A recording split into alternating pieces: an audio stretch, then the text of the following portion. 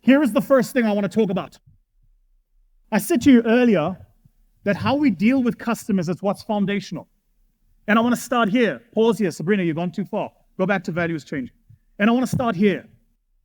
What is it that we find value in as people and as leaders?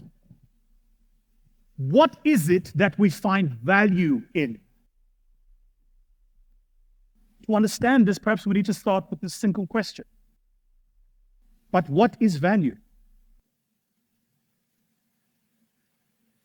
What is value?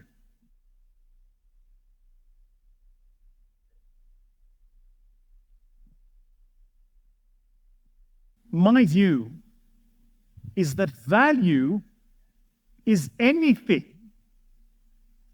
that has a transferable means of exchange. A transferable means of exchange. Knowledge is value because I can transfer my knowledge and exchange it for something. Skills are valuable because I can transfer the skill and exchange it for something. Time is value because I can transfer my time and exchange it for something. Expertise, valuable because I can transfer my expertise and exchange it for something. Network, relationships, all of these are value because I can transfer them and exchange. Some in this room, you occupy the job you occupy because you have a skill, a set of expertise, knowledge that you are in the top 5% in your industry at. And that is what you transfer through the mechanism of work and exchange through the mechanism of a salary.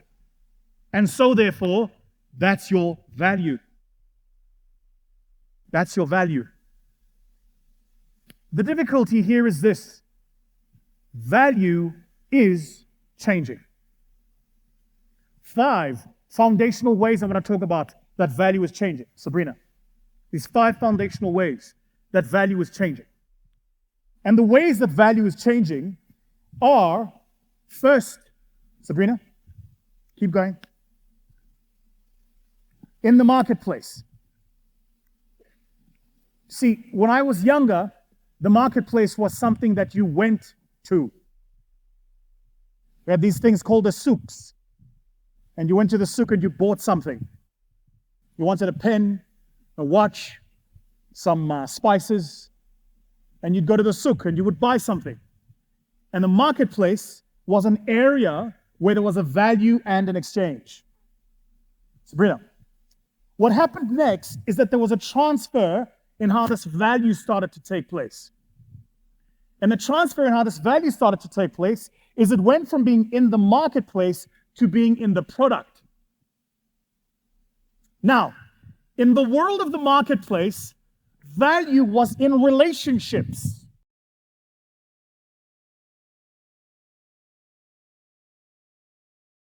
In the world of the marketplace, value was in relationships. Relationships. In a marketplace environment, who I know is more important than what I know.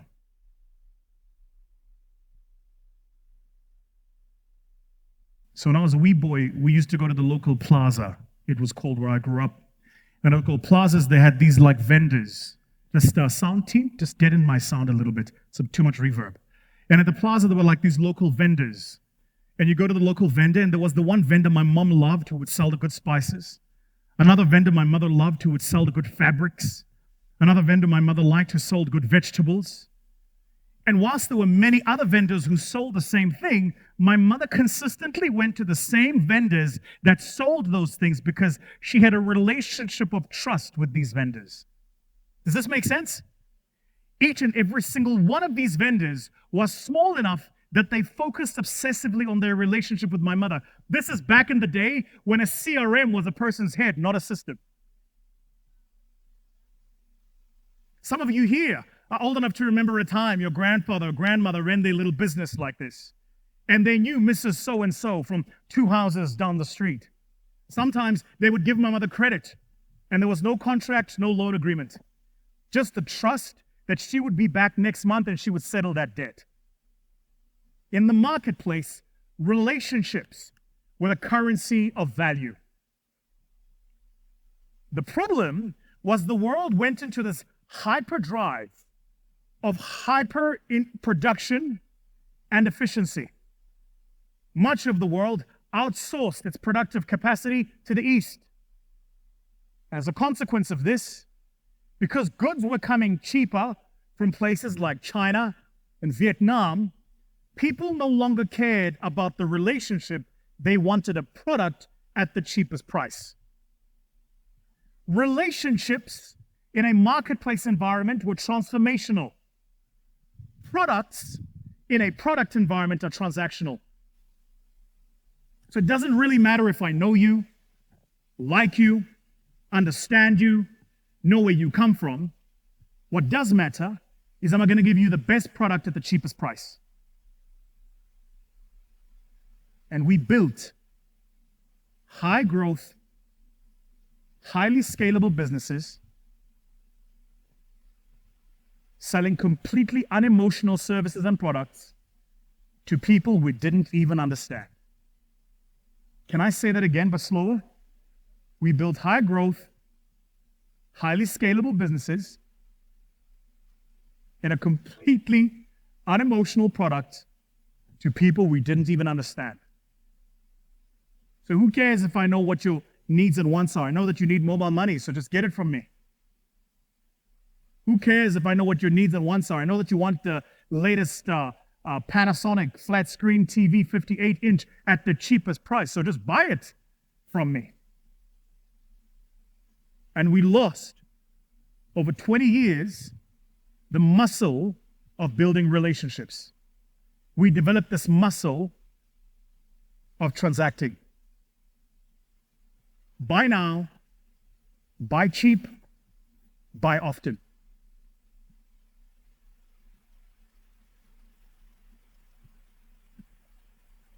"20 years. And so, over that 20 years, some of the people some of us here report to started as juniors in an organization and today are executives. Their entire corporate life, they have worked in a transactional, product-based environment. They have neither the memory nor the muscle for building true meaning and transformation. Phew, tough, eh? Can I tell you what's even harder than this? It's not that some of you here report to those people. It's that some of you here are those people.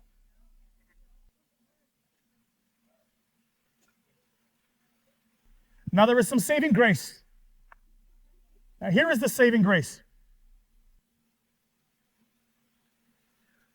In the billions of years that this little rock called Earth has existed in the solar system, of the quintillions of species that have inhabited this rock called Earth, we're foraging the Amazon forests in part. We have not yet discovered new species. We're trying to get to Mars when, did you know, human beings haven't reached the depth of our own oceans. There are still parts of our oceans today that are undiscovered and unknown, species not yet discovered. And yet of all of this, what separates human beings is what it is that is your saving grace in this room. Our ability to adapt, to learn, to change when we know better. And so for those of us in this room who, like me, grew up in that world of hyper-focus on product, hyper-focus on efficiency, hyper-focus on cost drive down, maximizing our profits, for all of us, like me, your saving grace is that you can learn different. And when you know better, you should do better. From marketplace to product. Sabrina. And so what's transformed then? What's changed then? As the world has gone from marketplace to product, is we then introduce this single component called the customer. Oh, man. And all of a sudden, all of us were going on conferences like this, talking about the customer is important and customers matter.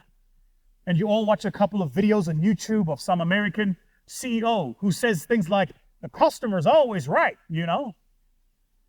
Sure, Mr. CEO, what does that mean? I'm not quite sure, but I do know he's always right now.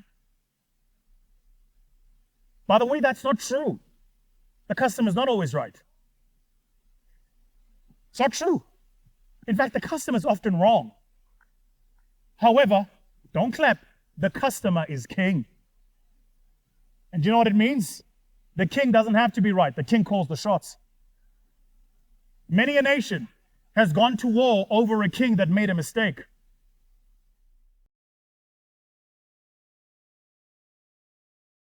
Comrades, let's pause for a moment and let you digest what I have just said.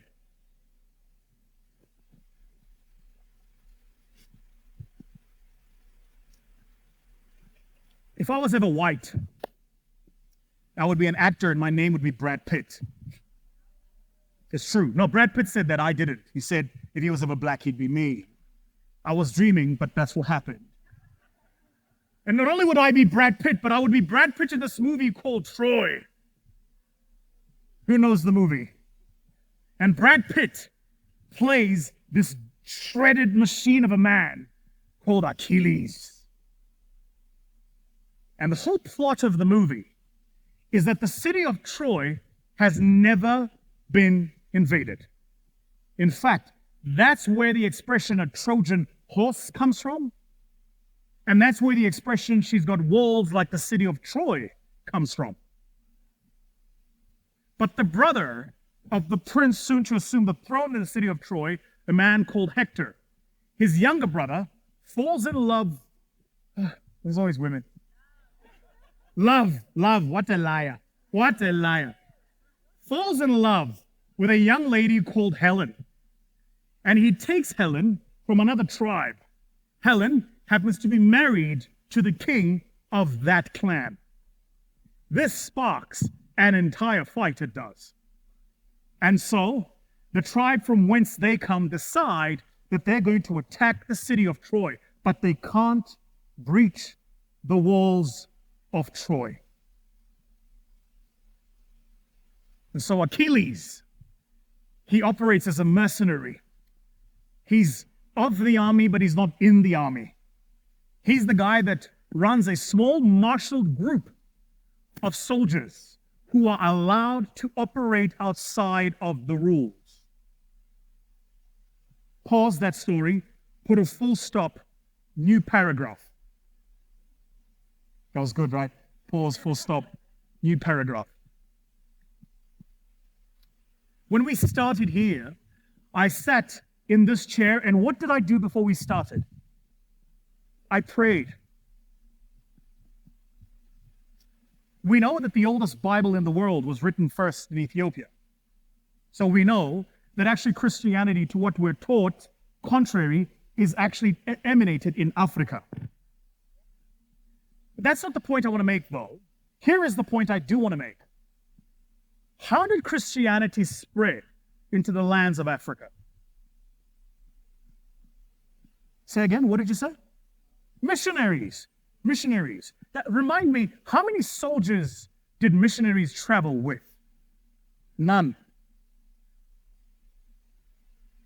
Missionaries came into a hostile environment, into an environment where people didn't speak their language, with a clan or tribe whose customs they did not share, values that were not aligned, and a language that was not common.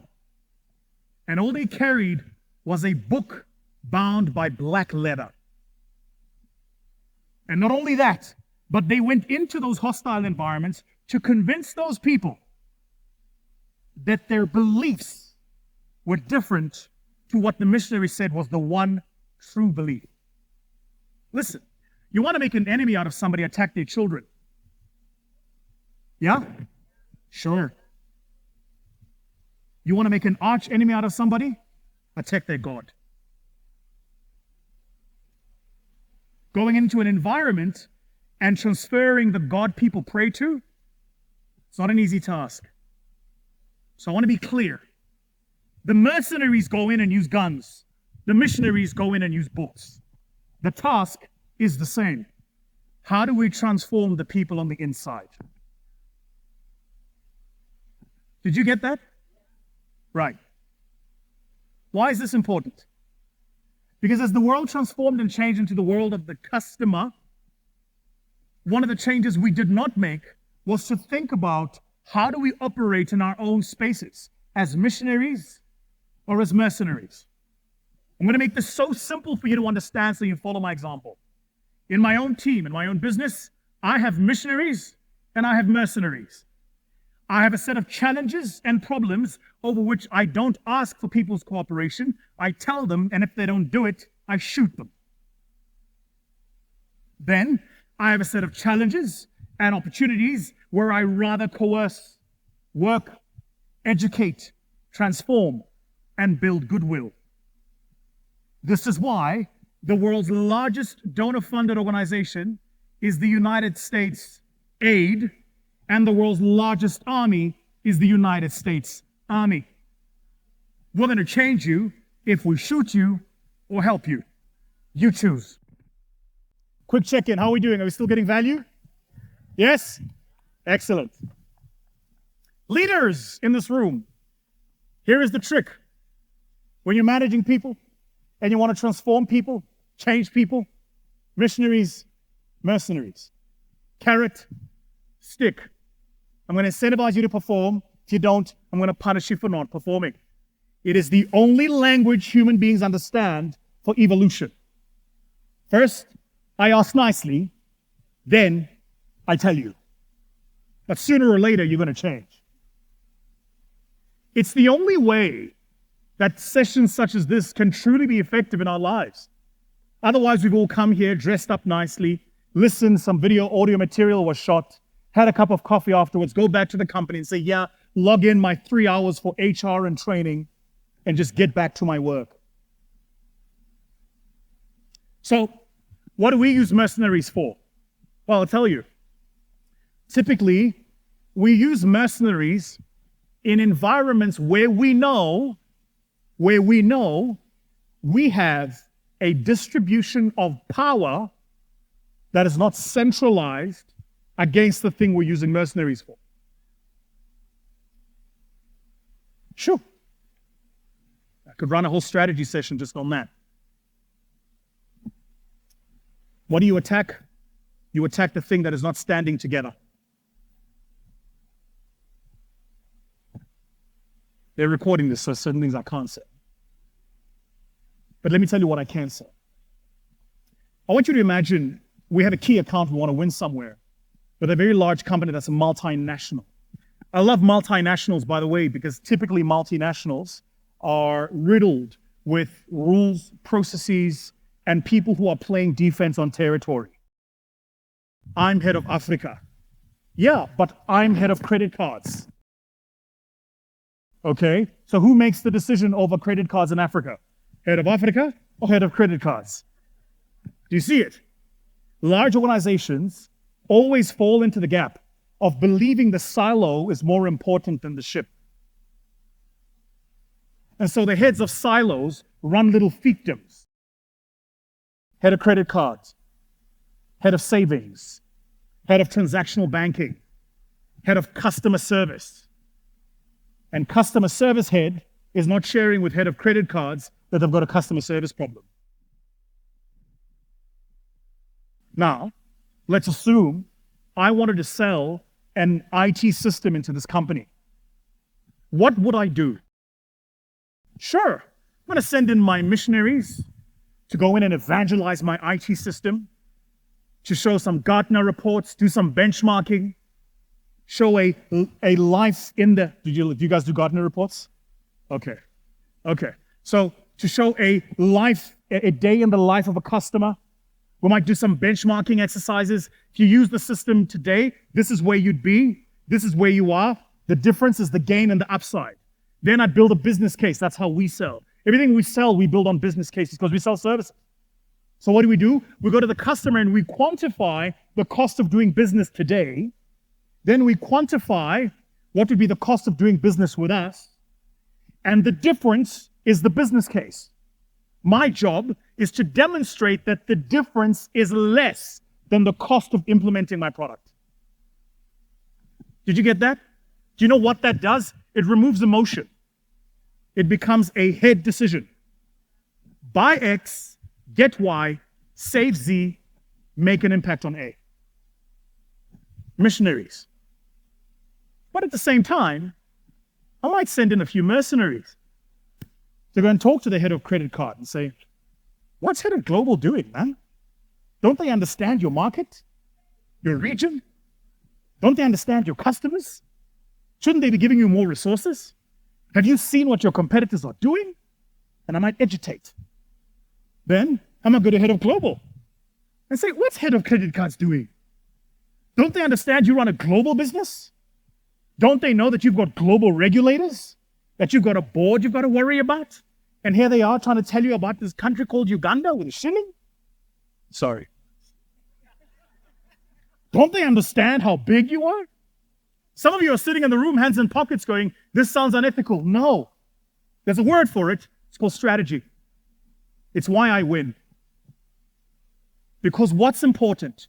The transformation is what I'm after. The focus on understanding the customer fundamentally shifted and changed our business. And all of us then sit around customer-centric business. Sabrina, until this happened. We went from running a customer business where the process was driving the customer. Sabrina, carry on. To today, platform business. The problem with a platform business is that marketplace my mother grew up in that sells the product that I was trained to sell to the customer we've just spoken about. Today, they all exist on the same thing. So I can no longer just have a strong process-efficient business, a strong customer-focused business, a strong product business. I need a business that can do all three of these. You know this to be true because if you're strong on customer and poor on product, your customers will tell you in your reviews. I come from a time when there was no such thing as customer reviews on the internet. What? The internet? I remember YouTube being sold to Google. I literally remember that piece coming out in the wires. That's how old I am. In my very first job that I ever got, I remember the company sending through a technician from Microsoft who came to install my office windows. Young people, install is a thing where they literally put the software in your actual hardware. Today, you guys call it downloading. And the technician arrived to install the windows in my computer. You know what he did? He asked me to leave the office. Some of the older people in the room are smiling because you know what I'm talking about. And he had a disc. A disc, young people, is a piece of plastic that you would stick into a receiver. We had a couple of discs. The last one we had was called a CD, compact disc, not condom. The one before that was a stiffy, not related to condoms. You get it? Stiffy, condom. Okay, never mind. And before that was a floppy. Young men, when you're 65, you'll discover what a floppy is.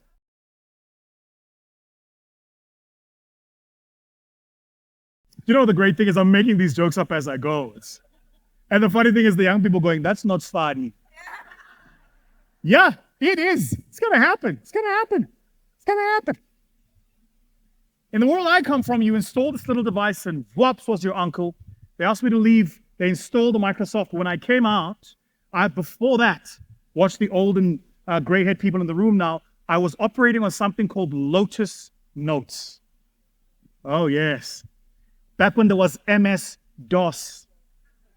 See? The young people, who? But young people, MS-DOS is not a rapper. Not like M&M was an operating system. That's the world I come from. Today, that world is completely collapsed.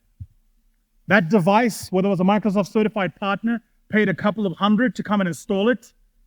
They're no longer doing the installation. I go online, download, and I pay per use per customer. The customer reviews are completely online with feedback that can be gained online. And in this world, most of us don't know how to react. We don't know what to do next, Sabrina. Because in that world, the marketplace became an extension of the customer. Sabrina, keep going. And as the marketplace became an extension of the customer found that the customer finally had a voice. And they could use that voice. They could complain. On the plane here, I was on the flight here, I was actually on the plane. On the flight here, I was sat next to a young man from Uganda who now lives in South Africa. And he was telling me an interesting story about his car. He drives a Mercedes-Benz. And he bought the car brand new 4 years ago from a dealership in South Africa. And he says he's been having electronic issues with the car. And he's taken the car in several times. And the service department, each time he takes the car in, does what the service department does. They address the issue as they have understood it. Then they return the car to him. When he gets the car back, a few weeks later, the issue comes up again.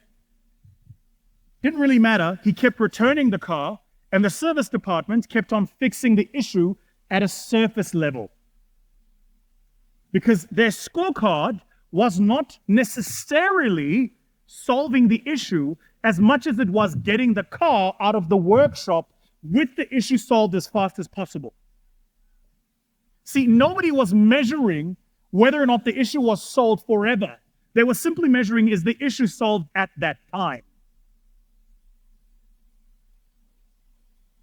4 visits later, over a period of 4 years, as he tells the story, they've replaced the battery in the car 3 times, and the car is now about to go out of service plan.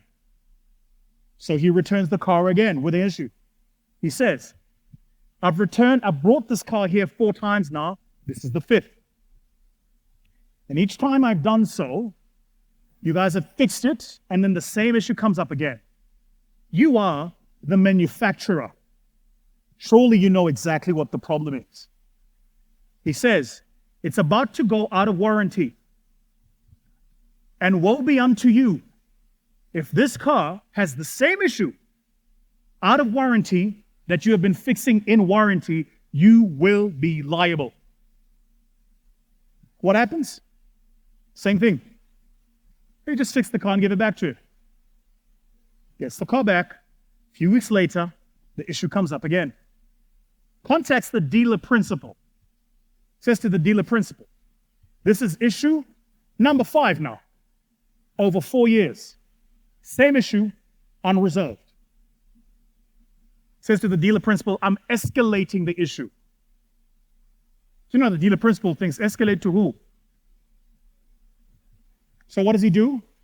Fairly clever. He told me something on the plane that I thought was fascinating, by the way. He said, for every person that works in corporate, there's 5 different iterations of an email address. I'll explain that in a minute. He went online and he looked up, who is the head of Mercedes-Benz South Africa? Got their name. And who is the head of customer service in South Africa? Went on LinkedIn, got the name. Then he wrote the name down and he worked out the email address. See, my email address at my growth fund is either going to be Vusi at my growth fund, Vusi.Thembekwayo at my growth fund, Thembekwayo at my growth fund, Vusi T at my growth fund. But there is a finite number of options of what the email address can be. So what did he do? He emailed both of those people using all of the options. 8 came back, 2 went through. Believe me when I tell you the dealer principal phoned him. Said, we have a problem. See, before he escalated the issue, he had a problem. Now that he's escalated the issue, we have a problem. Do you understand? The world that you and I are in today is so different. You're in this room today. I'm almost certain before the day is out, you will be giving me a rating of this performance. When I started in this business, I could say all sorts of things and not be held accountable. Today, before I even sleep, I will have a sense of your feedback. So just to be clear, hear me now. Hierarchies,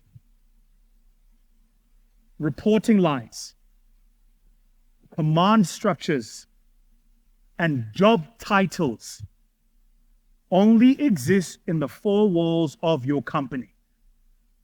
They don't exist in the real world.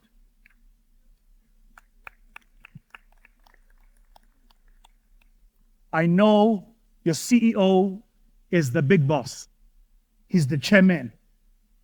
And I know you set up an appointment 3 weeks before you meet with him, and you wear your best attire, and you wash 3 times the night before. But for the rest of us mere mortals, your CEO is just a guy. We will find him, we will reach him, and we will make him aware of you and your performance. So this era where there was degrees of separation between customer, product, company, and department is gone.